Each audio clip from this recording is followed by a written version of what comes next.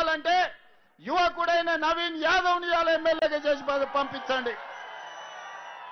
మీ తరఫున మాట్లాడతాడు, మీ తరఫున కొట్లాడతాడు, మీ తరఫున కాగితం తెచ్చిస్తే చేయడానికి నేనున్నా. ముఖ్యంగా మా పాలమూరు జిల్లా బిడ్డలకు నేను అడుగుతున్నా, ఇవాళ మీ బిడ్డ ఇవాళ ఈ తెలంగాణ రాష్ట్రానికి ముఖ్యమంత్రిగా ఉన్నాడు, పనులు చేయించుకున్న బాధ్యత మీది. మరి మీ తరఫున మాట్లాడాలంటే మీ తరఫున మాట్లాడే మనిషి మీ ప్రతినిధిగా ఉండాలి కదా. అట్లాంటిది వాళ్ళకు 3 సార్లు ఇచ్చిండ్రు, కేటీఆర్ కు 2 సార్లు 10 ఏళ్ళు మంత్రి పదవి ఇచ్చిండ్రు. బీజేపీ కిషన్ రెడ్డి ఇవాళ కొత్తగా సమస్యలు చూసినట్టు మాట్లాడుతున్నా, అయ్యో మట్టి ఉంది గీడ బుడుతుందని. కిషన్ రెడ్డి ఎక్కడి నుంచి వచ్చినవా నువ్వు? 2014లో దత్తన్న ఉండే, 2019లో నువ్వే మంత్రి అయినావు, 2023లో మళ్ళా నువ్వే గెలిచినావు. మోడీ 3 సార్లు ప్రధానమంత్రి అయిండు. మరి ఈ మట్టి తీసి సీసీ రోడ్లు వేయాలని మనం తెచ్చినవా? బోడబండకి ఎప్పుడైనా నీ ఎంపీ నిధుల నుంచో కేంద్ర మంత్రిగా 10 పైసలన్నా తీసుకొచ్చినవా? ఇవాళ పనులెక్కలు ఇచ్చుకుంటూ వచ్చిన, అయ్యో మీకు సమస్యలు ఉన్నాయి, మీ సమస్యలు పరిష్కరిస్తామని. ఈ దేశానికి ప్రధానమంత్రిగా నరేంద్ర మోడీ ఉన్నాడు. ఏం తెస్తావో తీసుకురా, ఇంకా 10 రోజులు ఉంది పోలింగ్. ఏం తెస్తావో ఢిల్లీ నుంచి, అంతేగాని గల్లీలలో వచ్చి ఇవాళ 1, 2 అని కథలు చెప్తున్నాడు. పార్లమెంట్ ఎన్నికల్లో బీఆర్ఎస్ వాడు ఓట్లన్నీ బీజేపీని కేపించిండు. అందుకే మహబూబ్నగర్ కానీ, చేవెళ్ళ కానీ, సికింద్రాబాద్ కానీ, మల్కాజిగిరి కానీ, మెదక్ కానీ, నిజామాబాద్ కానీ, కరీంనగర్ కానీ, ఆదిలాబాద్లో 8 పార్లమెంట్లలో బీఆర్ఎస్ డిపాజిట్లు జప్తయితే ఇవాళ బీజేపీ వాడు గెలిచిండు. కేంద్రంలోనేమో బీజేపీ కోట్లు వేయాలి, రాష్ట్రంలో బీఆర్ఎస్ కోట్లు వేయాలని ఇవాళ బీజేపీ డిపాజిట్ కూడా ఓగొట్టుకొని బీఆర్ఎస్ వాళ్ళని గెలిపించడానికి ప్రయత్నం చేస్తుంది. ఆలోచన చేయండి, వీళ్ళ కుమ్ముక్కు రాజకీయాలు, వీళ్ళ ఫెవికాల్ బంధం. మొదటి రోజు కేటీఆర్ మాట్లాడతాడు, 2వ రోజు కిషన్ రెడ్డి మాట్లాడతాడు. వీళ్ళిద్దరికి ఫామ్ హౌస్లో కూర్చొని ఇవాళ ఆయన నీతులు చెప్తాడు.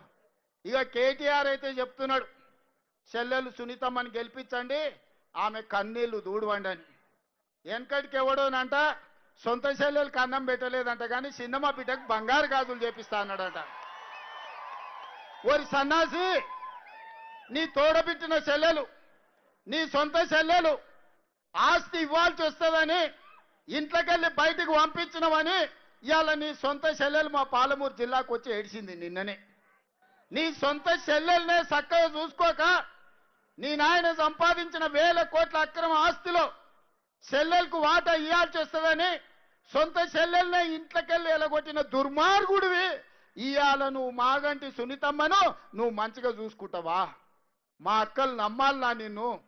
ఇవాళ అడుగుతున్న ఎవడైనా సొంత ఇంటి ఆడబిడ్డను మంచిగా చూసుకోనోడు ఇవాళ మన చిన్నమ్మ బిడ్డలను పక్కింటి ఆడపిల్లలను మంచిగా చూసుకుంటాడా? ఒకసారి ఆలోచన చేయరు. ఈ ఎన్నికల కోసం ఉత్తగా ముందల నిలబెట్టి ఓట్లు వేయించుకొని గెలుచుకోవాలని ఆలోచన చేస్తారు. ఇవన్నీ నేను చెప్తలేను, వాళ్ళ చెల్లెలే మైకులలో చెప్తుంది. ఇవాళ మీ చెల్లెలు అడిగే ప్రశ్నలకు నువ్వు సమాధానం చెప్పు సిగ్గుంటే. నీ చెల్లెలే చెప్పింది కదా, మా నాయనని అడ్డం పెట్టి వీళ్ళు 1000 కోట్లు సంపాదించారు దుర్మార్గులు, ఇవాళ మా నాయన మీదకి కేసులు వచ్చినాయి, మొదట వీళ్ళందరినీ జైలు వేసి లాగులలో తొండలు ఇచ్చి కొట్టండి వాళ్ళ సొంత చెల్లెలు చెప్తుంది. ఇంకా ఇంతకంటే ఇంకెవరైనా చెప్తారా? ఏ ఆడబిడ్డ అయినా పుట్టింటి మీద ఆరోపణలు చేయదు. తనకు కష్టం వచ్చినా, నష్టం వచ్చినా, దుఃఖం వచ్చినా, అత్తగారి ఇంట్లో వేధింపులున్నా పుట్టినిల్లు మంచిగా ఉండాలి, తల్లిదండ్రుల కీర్తి గొప్పగా ఉండాలి, తోడబుట్టినోడు చల్లగా ఉండాలని కోరుకుంటారు. కానీ ఈ దుర్మార్గులు ఎన్ని కష్టాలు పెడితే సొంత చెల్లెలే వీళ్ళు దుర్మార్గులు, వీళ్ళని ఈపులు వాళ్ళకు కొట్టండి అని చెప్తారో ఒకసారి ఆలోచన చెయ్యండి. అందుకే నేను చెప్పిన, సొంత చెల్లెలకు అన్నం పెట్టినోడు చిన్నమ్మ బిడ్డకు బంగారు గాజులు చెప్పిస్తా అంటే ఎవడన్నా నమ్ముతాడా? అందుకే మిత్రులారా, ఇవాళ మీరందరూ ఆలోచన చేయండి. ఈ ప్రాంత సమస్యలు పరిష్కరించే బాధ్యత నాది. మీరు నవీన్ యాదవ్ని గెలిపించండి. ఇవాళ ఈ నగరంలో ఏ పని చేయాలన్నా నాకు నా ఎంబడి ఉండాలి, నాతో పాటు పరిగెత్తటోడు రావాలి. అందుకే యువకుడు నవీన్ యాదవ్ని గెలిపించండి. ఒక్క ఓటుకు మీకు 2 సేవకులు వస్తారు. ఒక పక్కన అజారుద్దీన్ మంత్రిగా జూబ్లీహిల్స్ సమస్యల్ని పరిష్కరిస్తాడు, నవీన్ యాదవ్ ఎమ్మెల్యేగా ఉంటాడు. అనిల్ కుమార్ యాదవ్ ఈరోజు రాజ్యసభ సభ్యుడిగా ఆ నిధులు మీతోని ఖర్చు పెడతాడు. అందుకే మిత్రులారా, ఒక్క అవకాశం ఇవ్వండి. 3 సార్లు బీఆర్ఎస్ వాళ్ళకి ఇచ్చారు, 3 సార్లు పార్లమెంట్లో బీజేపీ వాళ్ళకి ఇచ్చారు. ఈ ఒక్కసారి నన్ను నమ్మండి, నవీన్ యాదవ్కు ఓటు వేయండి. ఈ ప్రాంతాన్ని అభివృద్ధి చేసే బాధ్యత నాది, మీ సమస్యల్ని పరిష్కరించే బాధ్యత నాది. అదే కాదు,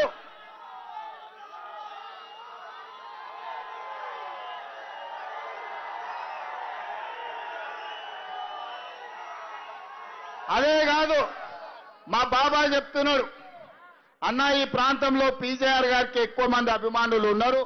ఆనాడు పీజేఆర్ గారు వివిధ ప్రాంతాల నుంచి వచ్చిన వాళ్లకు ఈడ ఉండడానికి నిలువ నీడిచ్చిండు.